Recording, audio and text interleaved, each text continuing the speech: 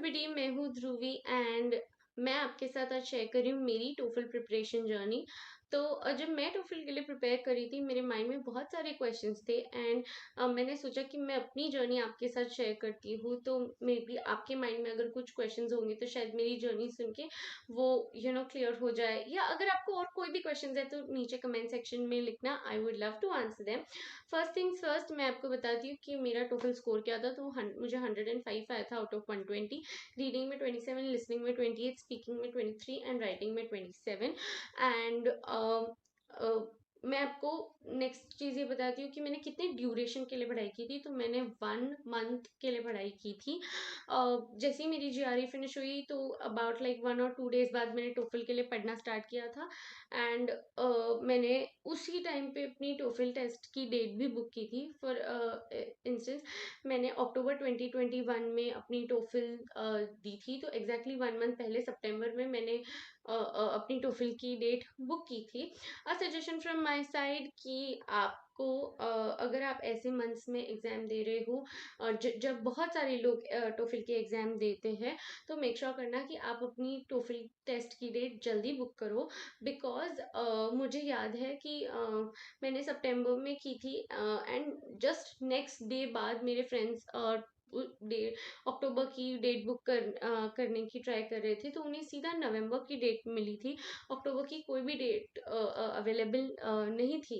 तो क्या होता है कि स्लॉट्स बहुत जल्दी फिनिश हो जाते हैं, तो आप मेक श्योर करना कि आप उस हिसाब से अकॉर्डिंगली टेस्ट डेट बुक करें।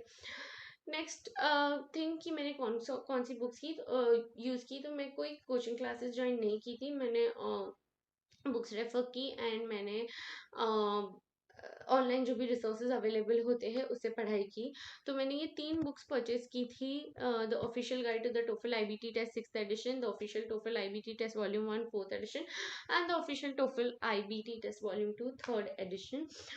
तो इससे मुझे क्या फ़ायदा हुआ, तो जब बेसिकली मैंने इन बुक्स को तो हार्डली 1-2 दिन पढ़ा होगा, लेकिन जो मैंने इन बुक्स का सबसे ज़्यादा यूज़ किया है वो है इसके साथ जो सॉफ्टवेयर आता है वो। तो इन बुक्स के अंदर एक पेज होता है जहाँ सब लिखा होता है आप वो सॉफ्टवेयर को कैसे इंस्टॉल कर सकते हो एंड एवरीथिंग। तो वो सॉफ्टवेयर से मैं प्रैक्टिस करती थी। जो जितनी भी टेस्ट इन बुक्स में थे मैंने सारे टेस्ट दे दिए थे एंड वो सॉफ्टवेयर से दिए थे। मतलब बेसिकली क्या होता है कि वो सॉफ्टवेयर का जो एनवायरनमेंट होता है, जो टाइम्ड एनवायरनमेंट में आपको टेस्ट देना होता है उस पैटर्न, टोफल के पैटर्न के अकॉर्डिंग, तो वो पूरा वैसा ही सिमिलर टेस्ट उस सॉफ्टवेयर पे आप दे पाते हो। तो मुझे उससे बहुत हेल्प हो गई थी। बिकॉज मैं एक तो बहुत ज़्यादा कॉन्फिडेंट हो गई थी और रियल टोफल में मुझे वो फियर नहीं था, क्योंकि मैं काफ़ी टेस्ट पहले ही दे चुकी थी। हाँ, क्वेश्चंस ऑफ कोर्स सेम नहीं, मतलब सेम तो नहीं आए थे, डिफरेंट ही आए थे, लेकिन ब्रेन को जो ट्रेनिंग मिल जाती है इतने सारे क्वेश्चन सॉल्व करने के बाद, वो मुझे मिल गई थी। मूविंग ऑन कि जब जब जब मैं टेस्ट सॉल्व करती थी तो बहुत बार ऐसा होता था कि मैं सिमिलर टाइप के क्वेश्चंस में मिस्टेक करती थी। जैसे रीडिंग सेक्शन के में क्वेश्चन टाइप्स होते हैं, तो एक ही क्वेश्चन टाइप में बार बार अगर मैं एरर कर रही हूँ, तो अब वो कहाँ से सीखूं। तो मैं यूट्यूब पे वीडियोस देखती थी। बहुत सारे चैनल्स है यूट्यूब पे जो टोफल के लिए आपको प्रिपेयर करने के लिए सिखाते हैं, या आप कौन से टाइप का क्वेश्चन कैसे सॉल्व करेंगे सिखाते हैं। तो मैंने बहुत सारे वीडियोस देखे, बट जो एक चैनल जिसके वीडियोस मुझे बहुत ज़्यादा हेल्पफुल लगे वो था TST prep TOEFL YouTube channel. इनके मैंने और स्पीकिंग एंड राइटिंग के भी वीडियोस देखे, how to solve those questions. वैसे मैं एक चीज़ क्लियर कर देना चाहती हूँ कि इस वीडियो में मैं जो कुछ भी बोल रही हूँ कुछ भी स्पॉन्सर्ड नहीं है। ये मेरी प्रिपरेशन जर्नी है, जैसे मैंने प्रिपेयर किया मैं बस आपको बता रही हूँ। ओके, मूविंग ऑन, मैंने free TOEFL flash cards by Magoosh TOEFL, ये भी एक रिसोर्स है, ये भी मैंने मतलब यूज़ किया था। मैं क्या करती थी कि मैं जैसे जैसे प्रिपेयर कर रही थी, तो मैं एवरीडे थोड़े थोड़े फ्लैश कार्ड्स इनके पढ़ लेती थी एंड मतलब एग्ज़ाम डे तक मैंने सारे इनके फ्लैश कार्ड्स पढ़ लिए थे। ये रिसोर्स फ्रीली इंटरनेट पे अवेलेबल है।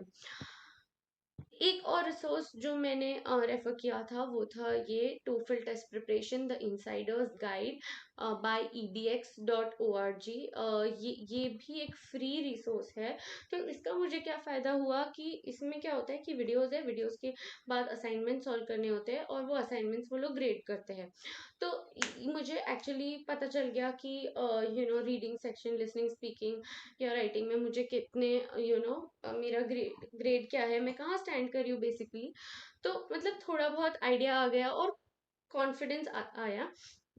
एंड मैं मुझे याद है कि मुझे मुझे इसके बारे में नहीं पता था, तो कुछ मेरी टोफल टेस्ट के एक वीक पहले इसके बारे में पता चला था, तो मैंने 2 या 3 दिन में ये पूरा कोर्स विद असाइनमेंट्स कंप्लीट किए थे। मूविंग ऑन, मैं आपके साथ एक चीज़ शेयर करना चाहती हूँ जो मैंने की। आप देख सकते हो कि मेरे मेरे स्पीकिंग सेक्शन में मुझे सबसे ज़्यादा सबसे कम मार्क्स है ओवरऑल, अगर आप मेरे रीडिंग, लिसनिंग एंड राइटिंग को देखो तो स्पीकिंग में मुझे क्या प्रॉब्लम हुई थी वो मैं आपको बताती हूँ, और मैंने कैसे अपने स्पीकिंग सेक्शन के लिए प्रिपेयर की वो भी मैं आपको बताती हूँ। तो जब मैं प्रिपेयर कर रही थी तभी मुझे स्पीकिंग सेक्शन में मुझे रियलाइज़ हो रहा था कि मुझे स्पीकिंग सेक्शन पे हार्ड वर्क करना पड़ेगा। एंड ऐसा नहीं है कि मैं नॉर्मल लाइफ में अच्छी इंग्लिश नहीं बोलती हूँ। मैं मेरी पूरी एजुकेशन भी इंग्लिश में हुई है और मैं अच्छी फ्लुएंट इंग्लिश बोल लेती हूँ, प्रेजेंटेशंस दे देती हूँ बिना अटके। लेकिन टोफल क्योंकि एक ऐसा टेस्ट है जहाँ आप बहुत सारी चीज़ें एक बहुत ही छोटे ड्यूरेशन में कर रहे हो। जैसे आप 15 सेकेंड्स में सोच रहे हो, 45 सेकेंड्स में आप उस सोची हुई चीज को प्रॉपरली प्लेस कर रहे हो, फिर आप बोल भी रहे हो, और मेन मतलब अटके बिना आपको प्रेजेंटेबल वे में बहुत सारी चीजों को ध्यान रख के आप बोल रहे हो। तो वो चीज के लिए मतलब मुझे ऐसे लग रहा था कि मैं स्पीकिंग सेक्शन में कहीं तो जब प्रिपेयर कर रही थी तभी मुझे रियलाइज हो गया था कि मुझे इस पे वर्क करना पड़ेगा। तो मैंने कैसे इसके लिए प्रिपेयर किया ये मैं आपको बताती हूँ। मैं ये टेस्ट तो मैंने जितने थे वो सारे सॉल्व किए ही थे। साथ ही साथ मैंने अगर आप ऐसे गूगल पे टाइप करोगे स्पीकिंग प्रैक्टिस टोफल, तो बहुत सारे या टोफल स्पीकिंग प्रैक्टिस ऐसा कुछ, तो बहुत सारे वेबसाइट्स है जिन्होंने फ्रीली क्वेश्चंस पोस्ट कर रखे हैं अपनी वेबसाइट पे for TOEFL speaking practice, her question type के हिसाब से। एंड मैं वहाँ से प्रैक्टिस करती थी। तो मैं क्या करती थी, वहाँ से क्वेश्चन ले लेती थी एंड अपने मोबाइल में रिकॉर्डर स्टार्ट करती थी वो ही टाइम ड्यूरेशन में। जैसे एक पर्टिकुलर क्वेश्चन है, अगर वो कहता है, अगर मतलब उसका फॉर्मेट ऐसा है कि you have 15 seconds to prepare and then 45 seconds to speak, तो बराबर 15 सेकंड्स तक मैं टाइमर रखती थी और सोचती थी, एंड देन 45 सेकंड्स में उसको प्रॉपरली बोल के रिकॉर्ड करती थी, एंड देन फिर वो सुनती थी, सो दैट मैं कहाँ एरर्स कर रही हूँ, मैं कितने टाइम में कैसे बोल पा रही हूँ, या जो मेरे थॉट्स है वो मैं प्रॉपरली उसको पुट कर पा रही हूँ या नहीं कर पा रही हूँ। ये जो सारी चीजें हैं, ग्रामेटिकली मेरे सेंटेंसेस सही है कि नहीं, बहुत सारी चीजें। तो वो सब मैं अपनी रिकॉर्डिंग को खुद ही सुन के खुद ही इम्प्रूव करती थी। मुझे याद है मेरे जब मैं टोफल की टेस्ट का लास्ट डेट था, मतलब कल टेस्ट है और आज आज मेरे पास मेरे मोबाइल में 80 रिकॉर्डिंग्स थी, क्योंकि मैंने इतने सारे क्वेश्चंस को प्रैक्टिस किया था। तो हाँ, ये एक मतलब मुझे इससे बहुत बेनिफिट भी हुआ था, क्योंकि अगर मैं फर्स्ट डे जब मैंने स्पीकिंग के क्वेश्चंस की प्रैक्टिस करना स्टार्ट किया था, वो अगर मैं रिकॉर्डिंग सुनूं और मैंने जो लास्ट डे मतलब एक दिन पहले जो रिकॉर्डिंग है उसमें बहुत डिफरेंस है।